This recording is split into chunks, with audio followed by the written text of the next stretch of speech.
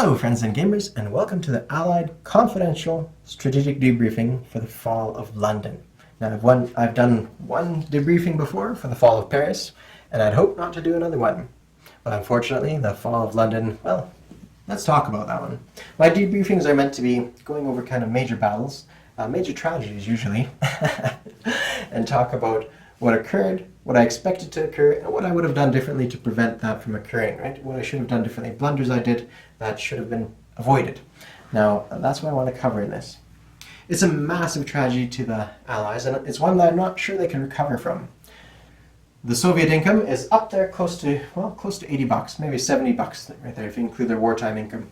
The Germans are roughly about the same, between 70 and 80, and the Brits this turn lost $40 from the treasury to the bank and have repositioned their capital from London to Ottawa. The royal family flees in terror.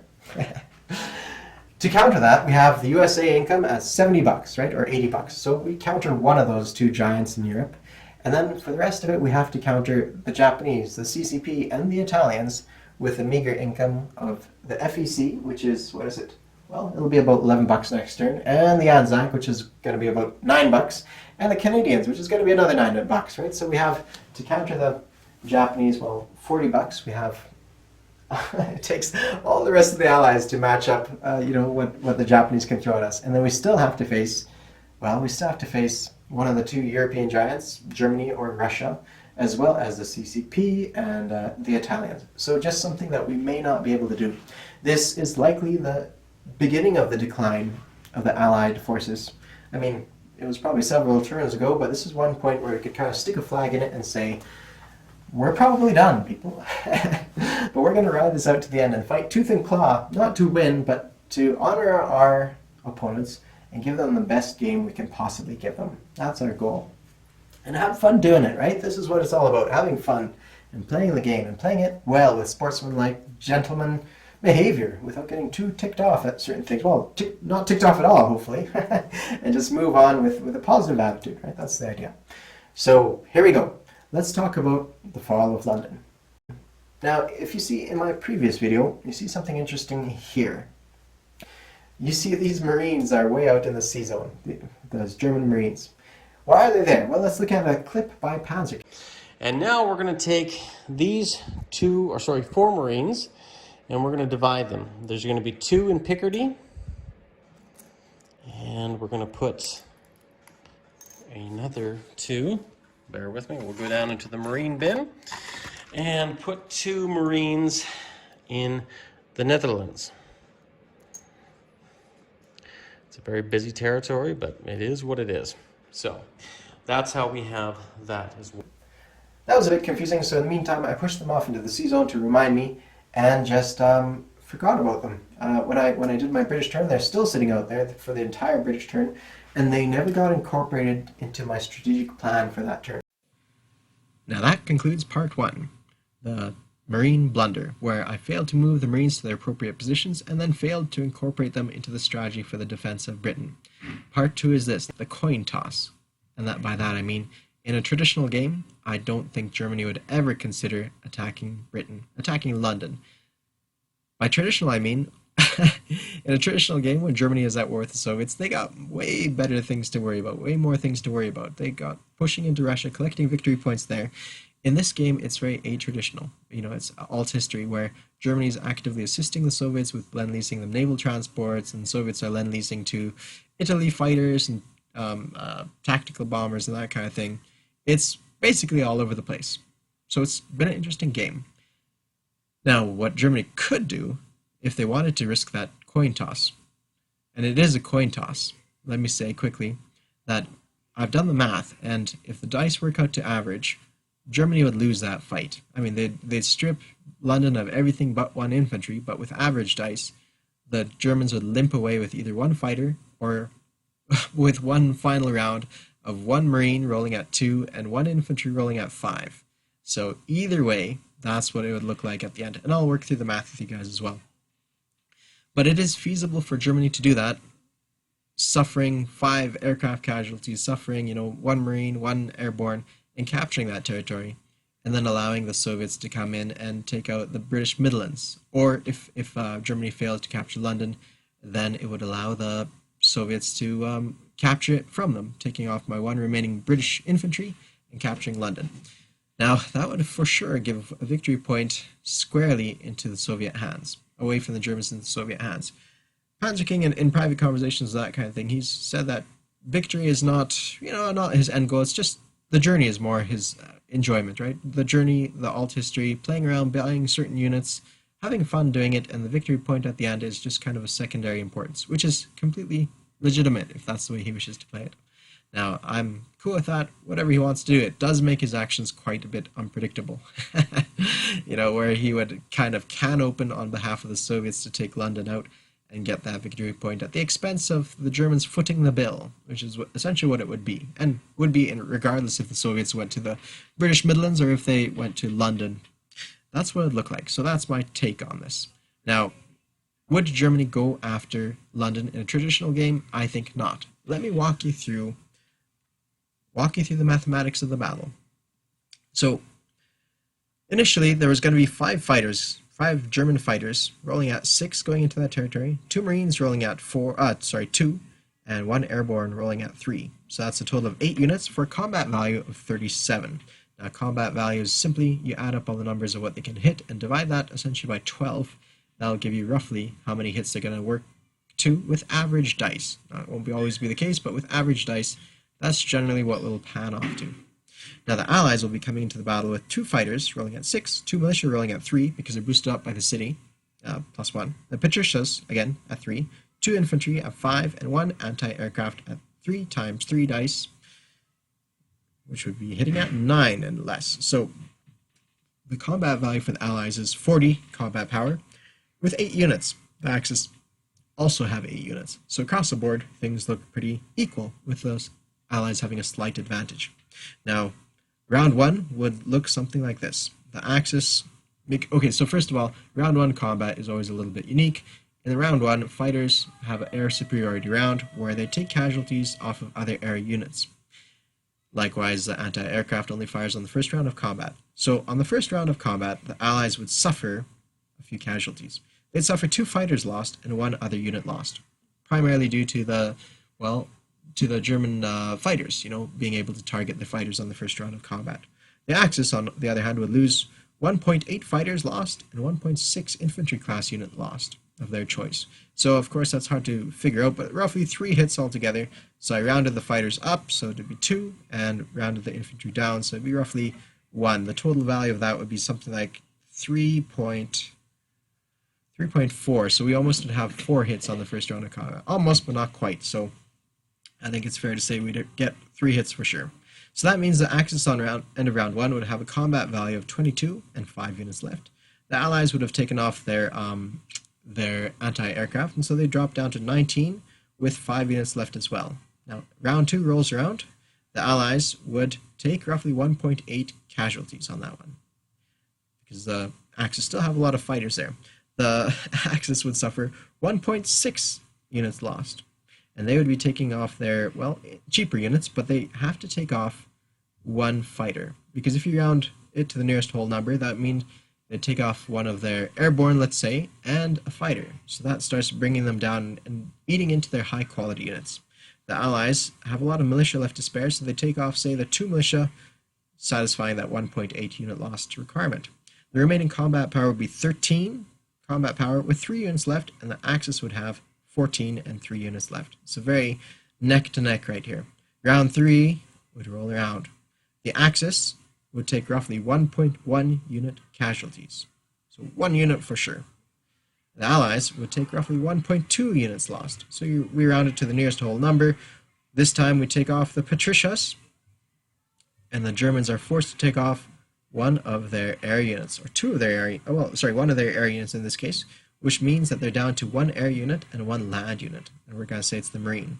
So, yeah, we have 2 British infantry left over, and 1 fighter and 1 Marine left over for the Axis. Now, round 4, this is where things get really switched to the other foot almost. Round 4, we have the Axis would take roughly 0.8 units lost, and the Allies would lose 0.7 units lost. So this is kind of where it gets really dicey to that coin toss ground. So if we round to the nearest whole number, the Axis would either have to lose one Marine or one fighter. Now, if they lose the fighter, then they keep the Marine at a very low combat power of 2. If they lose the Marine, then they can't capture the territory, and that's what would allow the Soviets to come in and take that territory later on. Now, the remaining British are pretty easy. They have 1 infantry left over, rolling out of 5. So you see here, this is basically where the dice is rolled, and it could go either which way. Now, that concludes that battle, and I would say it's safely concluded to basically a Allied victory, in this case, in this battle, because we've taken off roughly, let's say, 5 fighters of the Germans, and we've lost 2 fighters of our own and a few of our own pocket change and that kind of thing. But at the end of the day, I mean, we either take away and capture the territory, or they can't capture the territory themselves. Of course, in that case, I expect the Germans would take off their Marine and let the fighter retreat and let the Soviets pick it up. So either way, we would be losing our British treasury anyways to the bank. And that takes care of that. So that rounds us through it. I would declare it an Allied victory for that round until the Soviets roll around and do their business too. That's my ticket. So in a traditional game, Germany would never go for this attack. It'd be way too costly, and there's other things they could have done with those units. Because what does it get him to get London? Well, it definitely tips the balance in the favor away from the Allies, but where does it tip it to? That goes to part, well, let's add a little addendum to that. Those units could have been used elsewhere. They could have been used on the east front right here. They could have been used to push into Russian territory. Now, did he need the British to survive? Well, in my opinion, by attacking the Brits, he actually, in some ways, screwed himself over. Now, maybe not, right? Maybe not. That's a very broad statement to make, but from this perspective, at this stage of the game, it didn't seem like the optimal move for an Axis victory, in my opinion. And even that the reason stated was to take pressure off Japan. Well, that's not necessarily going to take any pressure off of Japan.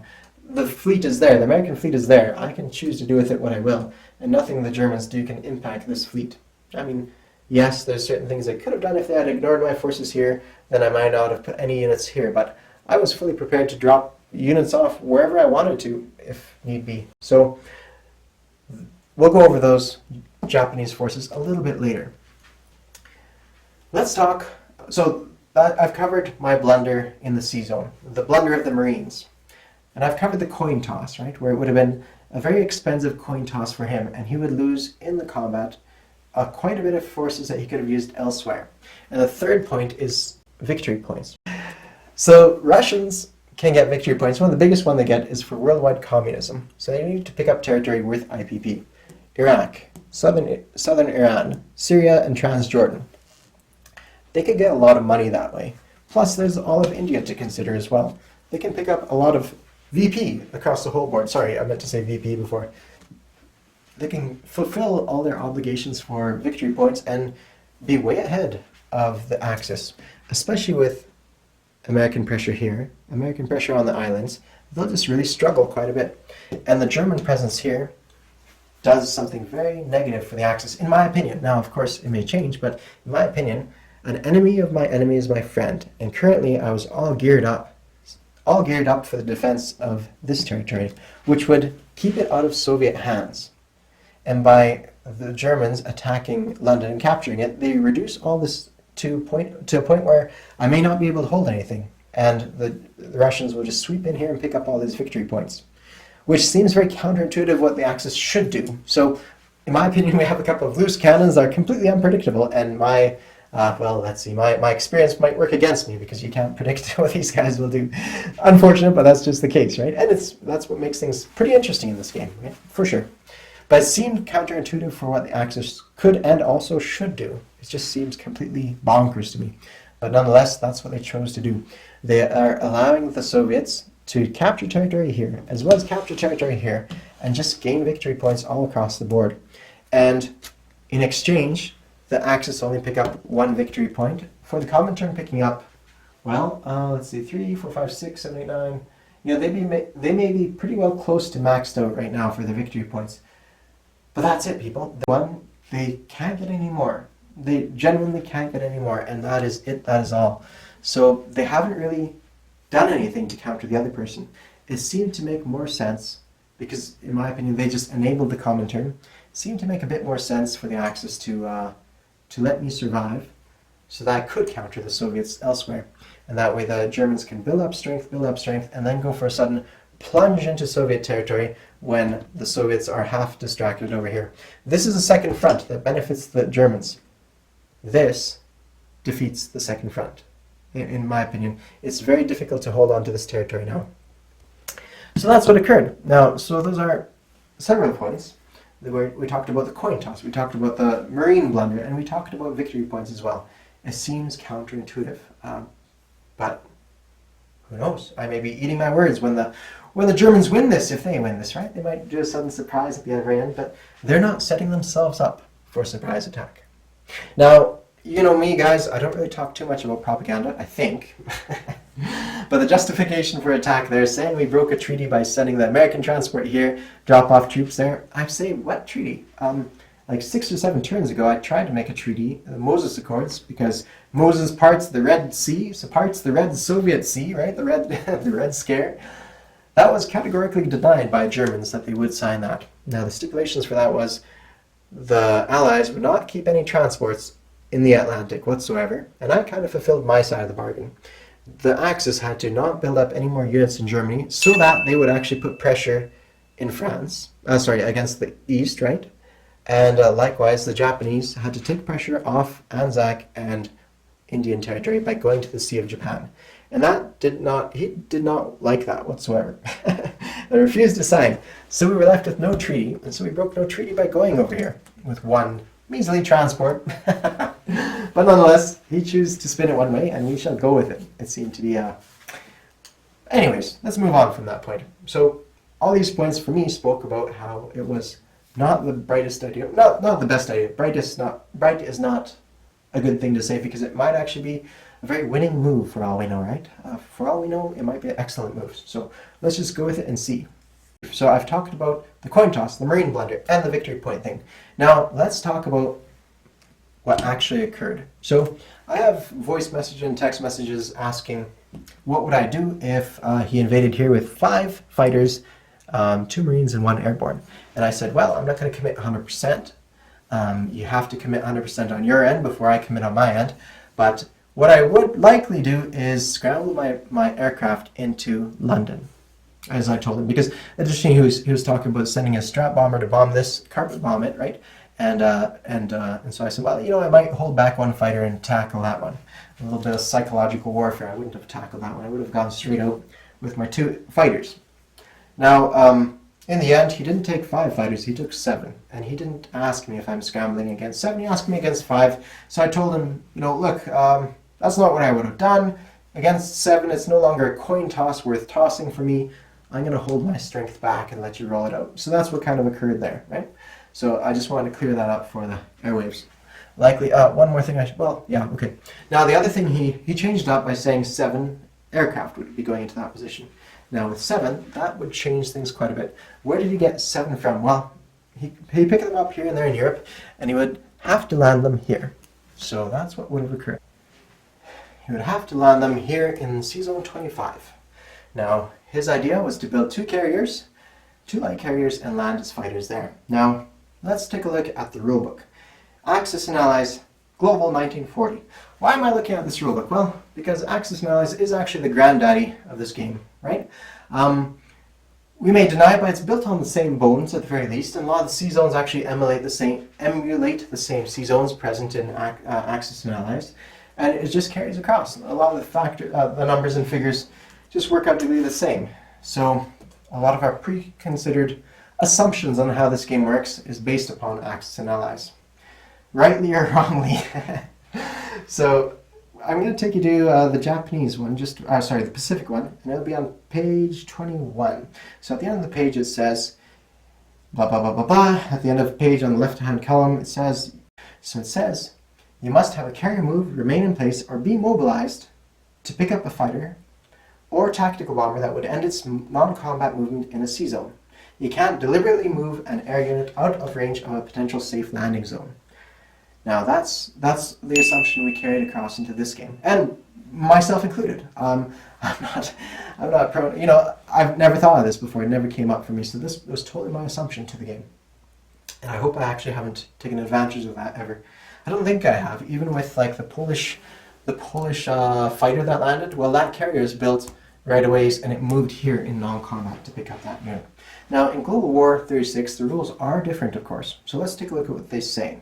First one we're going to take a look at is 8.3 up here on the screen. Aircraft might fly over combat moving aircraft, and I'm going to skip right down to near the bottom, last sentence. Aircraft must save enough movement points to return to a friendly land zone or carrier during non-combat movement phase. Then we go on to the next chapter, which is section 10, non-combat and strategic movement phase. It's 10.3, so I guess it'd be 2 sections down. 10.3. Aircraft returning from combat must use their remaining movement points to return to a friendly land zone or carrier. Aircraft may fly over land zones, just conquer the stern, but they may not land there. Exception if using optional rule 10.2. We are using optional rule 10.2. But you still have to launch your attack with the expectation you may lose and may want to retreat your aircraft, and you have to have a safe landing zone. So that is the whole idea of that. So this is what the rules say.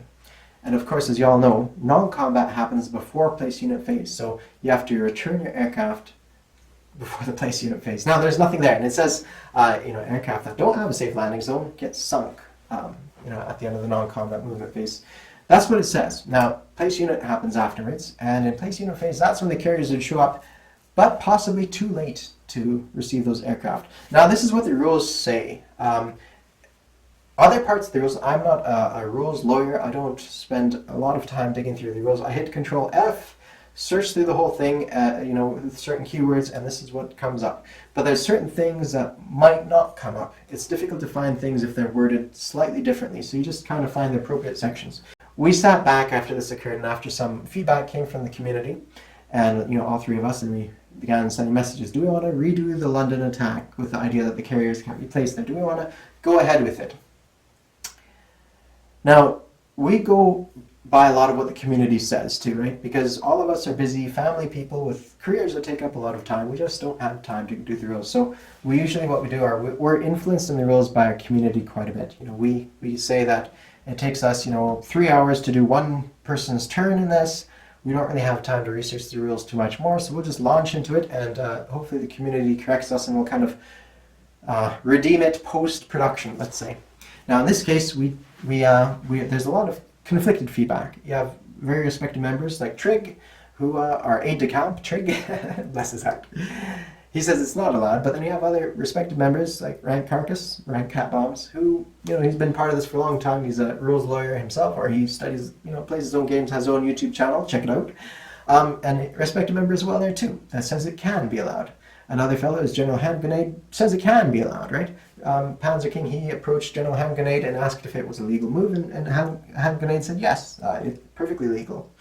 And he's a person that's quite a bit in touch with the developers and that kind of thing. So it was a gray area, and we had votes going either way. Now, I'm pretty okay with whatever turns out from this. If London falls or London doesn't fall, I'm happy with whatever the outcome is.